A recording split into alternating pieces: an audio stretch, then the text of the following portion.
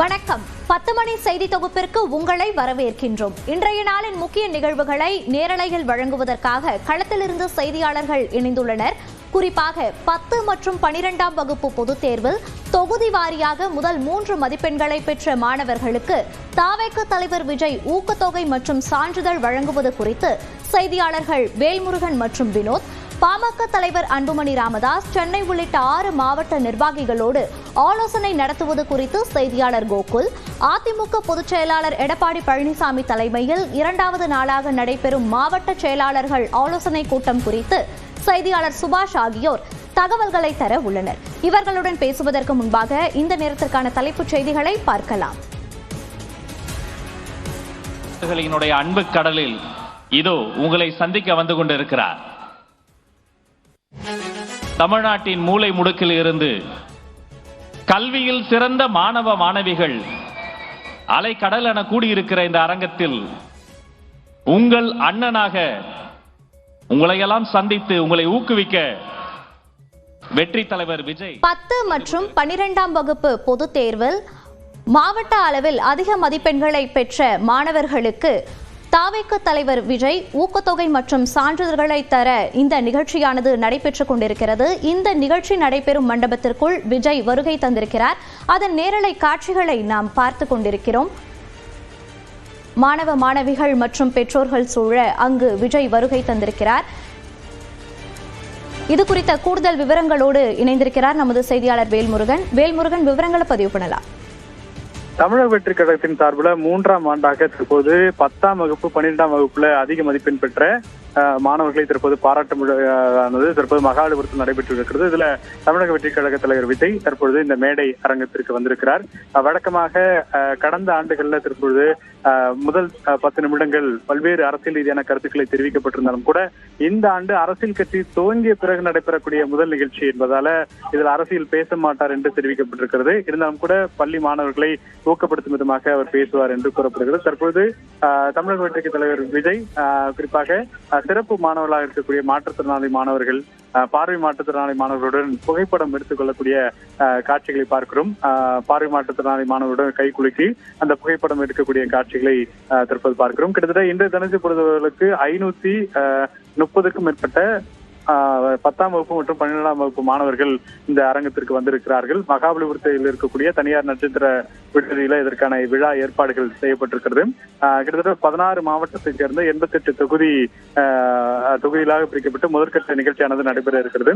June மாதம் 14ஆம் தேதி வரை இந்த நிகழ்ச்சியானது ஏற்பாடுகள் செய்யப்பட்டிருக்கிறது. பல மாணவர்கள் குறிப்பாக கடந்த முறை 10ஆம் வகுப்பிலும் இதே போன்ற நிகழ்ச்சியில பங்கேற்று விருது பெற்றவர்கள் தற்போது 12ஆம் வகுப்பிலும் அதே போல தற்போது அதிக மதிப்பெண் பெற்று 2வது முறையும் வரக்கூடியவர்களுடைய எண்ணிக்கையும் அதிகமாக இருக்கிறத பார்க்கிறோம். இந்த நிகழ்ச்சியில இன்னும் சற்று நேரத்துல விஜய் மேடையில் பேச இருக்கிறார்.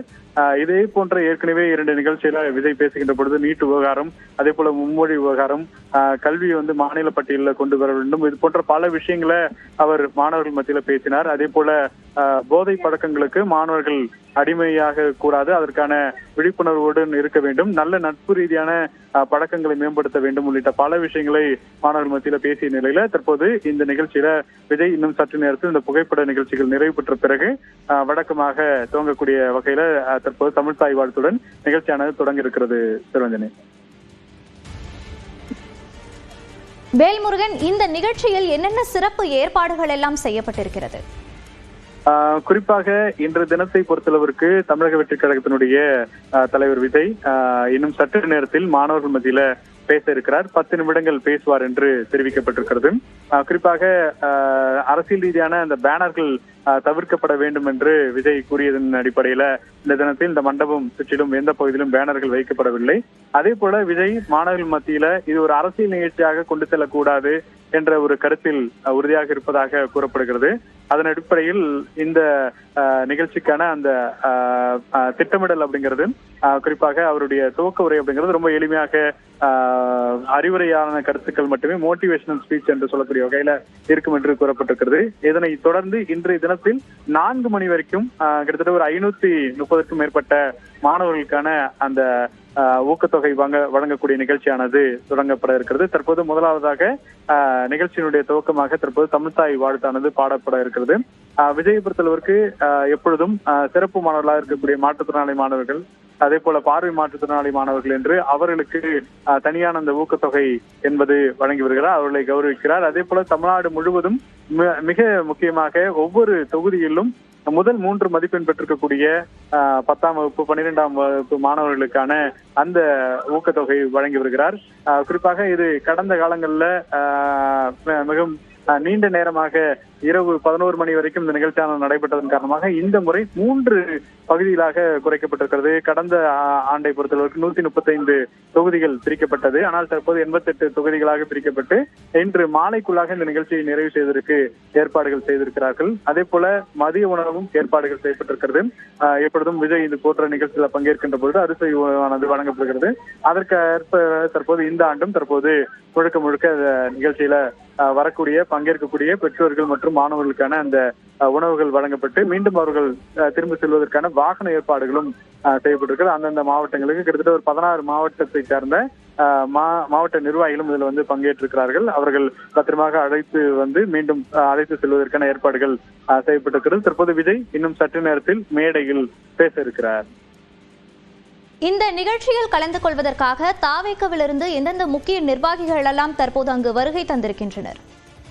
குறிப்பாக ஒவ்வொரு நிகழ்ச்சியிலும் குறிப்பாக தாவேகாவினுடைய பொதுச் செயலாளர் புசி ஆனந்த் உள்ளிட்ட பலரும் வந்து பங்கேற்பார்கள். அதே போல இந்த 16 மாவட்ட நிர்வாகிகள் மாணவர்களை அழைத்து வருவதற்கான அந்த ஏற்பாடுகள், தனியாக வாகனத்தை பதிவு செய்து அவர்களை வந்து அழைத்து வந்து அதற்கான பாஸ் இருப்பவர்களுக்கு மட்டும் ஒரு மாணவருக்கு 3 நபர் உள்ளே வருவதற்கான ஏற்பாடுகள் என்ற விதத்துல அவர்கள் வழக்கமாக அழைத்து வருவார்கள். முதல் நிகழ்வாக தற்போது புசி குறிப்பாக பொதுச்செயலாளர் என் ஆனந்த் வந்து மேடையில் பேசி வருகிறார்.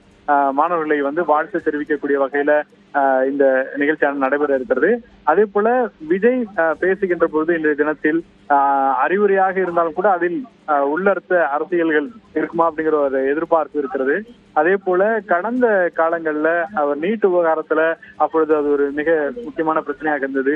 மும்மொழி கொள்கை விவகாரம் அப்படிங்கிறது ஒரு பெரிய பிரச்சனையாக இருந்தது. அதே போல கல்வி வந்து மாநில பட்டியலில் மாற்றப்பட வேண்டும், அதற்கான ஆலோசனை, இப்படி பல விஷயங்கள் வந்து அப்பொழுது பேசிய காட்சிகளை பார்த்தோம். எனவே அந்த வகையில இன்றைய தினத்தில் விஜய் பேசுகின்ற பொழுது சமீபத்தில் அவருடைய அரசியல் ரீதியான கருத்துக்கள் இருந்தாலும் இன்று மாணவர்கள் மத்தியில பேசுகின்ற போது அதை தவிர்த்து விட்டு என்ன கருத்தை பேச போகிறார், மாணவர்கள் தலைவர்களாக வர வேண்டும் என்று கடந்த காலத்துல பேசியதை நினைவு கூற முடிகிறது. அப்படி இந்த முறை வந்து அவர்கள் மாணவர்கள் மத்தியில எப்படி ஒரு ஊக்கத்தை ஏற்படுத்த போகிறார் அப்படிங்கிறத பொறுத்துதான் பார்க்க வேண்டும். இன்னும் ஒரு சில நிமிடங்கள்ல விஜய் பேசக்கூடிய அந்த காட்சிகள் வெளியிடப்படும் எதிர்பார்க்கப்படுகிறது. இந்த விழாவில் எந்தெந்த தொகுதிகளை சேர்ந்த மாணவர்கள் எல்லாம் வருகை தந்திருக்கின்றனர்? குறிப்பாக சென்னை, செங்கல்பட்டு, காஞ்சிபுரம், அரியலூர், கன்னியாகுமரி, இப்படி கிட்டத்தட்ட 16 மாவட்டத்தினுடைய மாணவர்கள் இதில் வந்து பங்கேற்றிருக்கிறார்கள்.